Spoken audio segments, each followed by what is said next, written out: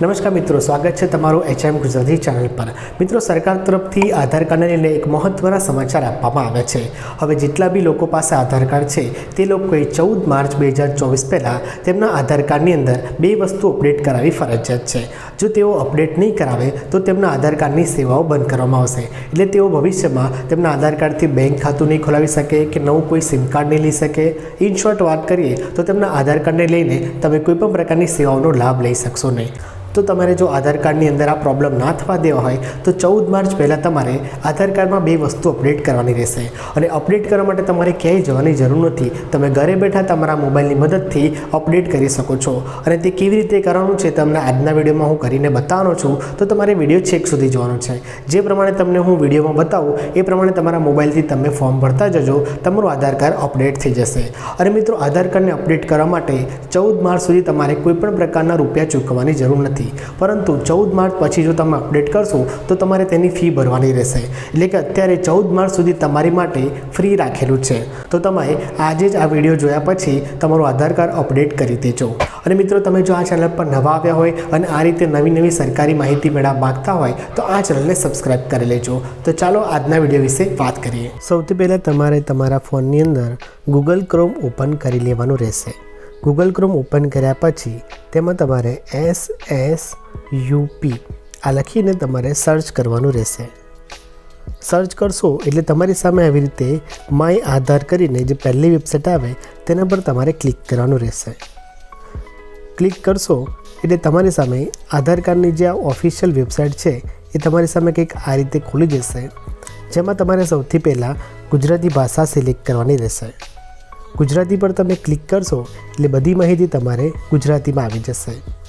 હવે તમે નીચે આવશો એટલે દસ્તાવેજ અપડેટ કરીને પહેલો ઓપ્શન દેખાતો હશે, જેમાં લખેલું છે કે આ સેવા 14/3/2024 સુધી મફત છે। તમારે એની અંદર કઈ કઈ વસ્તુ અપડેટ કરવાની છે લખેલું છે કે તમારા એક ઓળખનો પુરાવો અને બીજો સરનામાનો જે પુરાવો છે એ અપલોડ કરવાનો છે। હવે તેના માટે તમારે તેના પર ક્લિક કરવાનું રહેશે। ક્લિક કરશો એટલે લખેલું આવી જશે કે આ જે સેવા છે એ 14 માર્ચ 2024 સુધી મફત છે।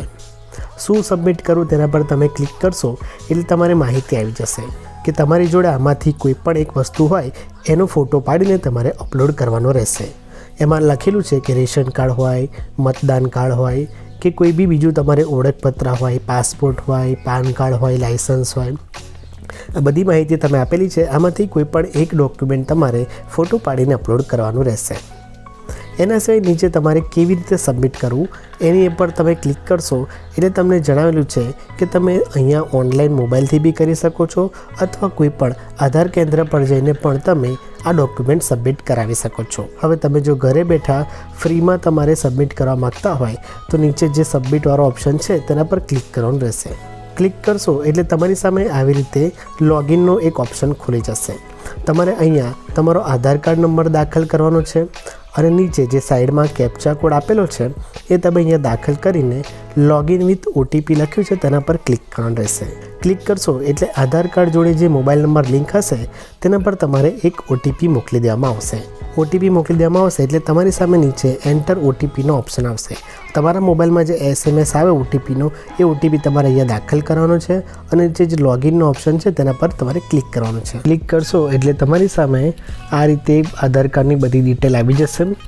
પ્લીઝ વેરીફાઈ યોર ડોમોગ્રાફિક ડિટેલ, એમાં તમારા આધાર કાર્ડમાં નામ, તમારું સરનામું, બધી વિગત તમારે આવી જશે। હવે થોડા નીચે આવશો એટલે I verified that above detail are correct એના પર તમારે ક્લિક કરવાનું રહેશે। ક્લિક કરી દીધા પછી નીચે જો નેક્સ્ટ બટન છે તેના પર તમારે ક્લિક કરવાનું રહેશે। ક્લિક કરશો એટલે આવી રીતે બીજા નંબરનો ઓપ્શન ખુલી જશે, જેમાં તમારે કયા ડોક્યુમેન્ટ અપલોડ કરવાના છે તેની માહિતી આપેલી છે। હવે તમે જે ફોટો પાડો એની સાઇઝ 2 MBથી વધારે ન હોવી જોઈએ અને એ જે ફોટાની જે ફોર્મેટ છે એ JPEG, PNG અથવા તો PDF ફોર્મેટમાં હોવું જોઈએ। અને ખાસ મિત્રો ધ્યાન રાખજો, 2 MBથી વધારે જો સાઇઝનો ફોટો હશે તો અપલોડ થશે નહીં। હવે નીચે જુઓ, તમારે પહેલો જે ડોક્યુમેન્ટ અપલોડ કરવાનું છે એ લખેલું છે પ્રૂફ ઓફ આઈડેન્ટિટી. હવે તેના પર તમે ક્લિક કરશો નીચે એટલે તમારી સામે ઘણા બધા ઓપ્શન આવી જશે, જેમાં તમારે પાસે ડ્રાઇવિંગ લાઇસન્સ હોય, પાસપોર્ટ હોય, પાન કાર્ડ હોય, ચૂંટણી કાર્ડ હોય, એ તમે તમારી જાતે તમારી જોડે જે ઓપ્શન હોય એ તમે સિલેક્ટ કરી શકો છો. હું અહીંયાથી તમારે વોટર આઈડી એટલે કે ચૂંટણી કાર્ડ હું સિલેક્ટ કરી દઈશ. સિલેક્ટ કરી દઈશ એટલે નીચે જુઓ અપલોડનો ઓપ્શન આવે છે, તેના પર ક્લિક કરીશ એટલે તમારી સામે આવી રીતે ડોક્યુમેન્ટની એડવાઇઝરી આવી જશે કે ભાઈ ચૂંટણી કાર્ડ છે એની અંદર તમારે નામ અને ફોટોગ્રાફ દેખાતો હોવો જોઈએ. એના પછી હું ઓકે પર ક્લિક કરીશ એટલે કન્ટિન્યુ ટુ અપલોડનો ઓપ્શન દેખાશે. તેના પર ક્લિક કરીશ એટલે આપણા ફોનની ગેલેરી ખુલી જશે, જેમાંથી તમે તમારું ચૂંટણી કાર્ડ કે પાસપોર્ટ કે પાન કાર્ડ જેનો ફોટો હોય એ તમારે સિલેક્ટ કરીને અપલોડ કરી દેવાનો રહેશે. એના પછી નીચે જુઓ, બીજા નંબરનું જે ડોક્યુમેન્ટ અપલોડ કરવાનું છે એ પ્રૂફ ઓફ એડ્રેસ છે. એની અંદર બી તમારે નીચેથી સિલેક્ટ કરવો રહેશે. તમે સિલેક્ટ પર ક્લિક કરશો એટલે એની અંદર બી તમારે ઘણા બધા ઓપ્શન દેખાશે. વોટર આઈડી એટલે કે ચૂંટણી કાર્ડ છે, પાન કાર્ડ છે, એમાંથી હું ફરીથી ચૂંટણી કાર્ડ સિલેક્ટ કરી દઈશ. ચૂંટણી કાર્ડ સિલેક્ટ કરીશ એટલે નીચે જે ફરીથી અપલોડનો ઓપ્શન છે તેના પર હું ક્લિક કરીશ એટલે ફરીથી આ રીતે એડવાઇઝરી આવી જશે કે તમારું જે નામ, ફોટો બધું કમ્પ્લીટ દેખાતું હોવું જોઈએ. હું ઓકે પર ક્લિક કરીને અપલોડ કન્ટિન્યુ ટુ અપલોડવાળો જે ઓપ્શન છે તેના પર ક્લિક કરી દઈશ. ક્લિક કરીશ એટલે ફરીથી ફોનની ગેલેરી ખુલી જશે અને જેમાંથી મારું જે ડોક્યુમેન્ટ છે એ સિલેક્ટ કરીને હું અપલોડ કરી દઈશ. બંને ડોક્યુમેન્ટ અપલોડ થઈ જશે એટલે નીચે જુઓ I hereby give my consent વાળો જે ઓપ્શન દેખાય એના પર તમારે ક્લિક કરવાનું છે. ક્લિક કરશો એટલે ગ્રીન થઈ જશે અને નીચે જુઓ નેક્સ્ટ બટન છે તેના પર તમારે ક્લિક કરવાનું રહેશે. ક્લિક કરશો એટલે તમને ફરીથી એકવાર કન્ફર્મ કરવાનું પૂછાશે. એમાં તમારે ઓકે વાળો ઓપ્શન છે તમારે દબાવી દેવાનો છે. ઓકે પર ક્લિક કરશો એટલે આ રીતે તમારી સામે ફરીથી એક વસ્તુ લખેલી આવી જશે, જેમાં લખેલું છે કે this service is free of cost till 14/3/2024, એટલે કે આ સર્વિસ 14 તારીખ સુધી ફ્રી છે. હવે તમે 14 તારીખ ફરી કોઈ જો આ રીતે ફોર્મ ભરતું હશે તો અહીંયા તમારે પહેલાં પેમેન્ટ કરવાનું આવશે. જે ફી થતી હશે 50 રૂપિયા 100 રૂપિયા એ તમારે પહેલાં અહીંયા પેમેન્ટ કરવાની રહેશે અને પછી તમારે સબમિટ થશે. તમે 14 તારીખ પહેલાં કરો છો એટલે આ જે સર્વિસ છે તમારા માટે ફ્રી રહેશે. હવે નીચે જે સબમિટવાળો ઓપ્શન દેખાય તેના પર તમારે ફરીથી ક્લિક કરવાનું રહેશે. ક્લિક કરશો એટલે આ રીતે તમારી સામે આખું સ્ટેટસ આવી જશે કે ટ્રાન્ઝેક્શન તો કે સક્સેસફુલી થઈ ગયું છે અને અમાઉન્ટમાં જુઓ તમારે 0 રૂપિયા લખેલા આવે છે. તમે ફ્રીમાં કરો છો એટલે 0 રૂપિયા લખેલો આવે છે. જે લોકો 14 તારીખ ફરી કરશે એમને અહીંયા અમાઉન્ટ લખેલો હશે. હવે તમારે જે આ ફોર્મ ભરાઈ ગયું છે એની રિસિપ્ટ તમારે ડાઉનલોડ કરવા નીચે ડાઉનલોડનો ઓપ્શન દેખાય તેના પર ક્લિક કરવાનું રહેશે. ક્લિક કરશો અને તમે ઓપન કરશો એટલે આ રીતે તમારી સામે બધી માહિતી દેખાઈ જશે, જેમાં તમારી બધી વસ્તુ લખેલી આવી જશે અને તમારે લખેલું આવી જશે કે તમારા ડોક્યુમેન્ટ અપલોડ થઈ ગયા છે અને તેની પ્રોસેસ હવે પેન્ડિંગમાં છે. મિત્રો, આ દરેક જેટલા બી આધાર કાર્ડ ધરાવે છે તેમને ફરજિયાત કરવાનું છે, તો તમે પણ આ રીતે હવે જલ્દીથી બધી વસ્તુઓ અપલોડ કરી દેજો. મિત્રો, આજની માહિતી ગમી હોય તો વિડીયો લાઇક કરતા જજો અને તમારા બધા સગા સંબંધીઓ સાથે આ વિડીયોને શેર કરવાનું ભૂલતા નહીં.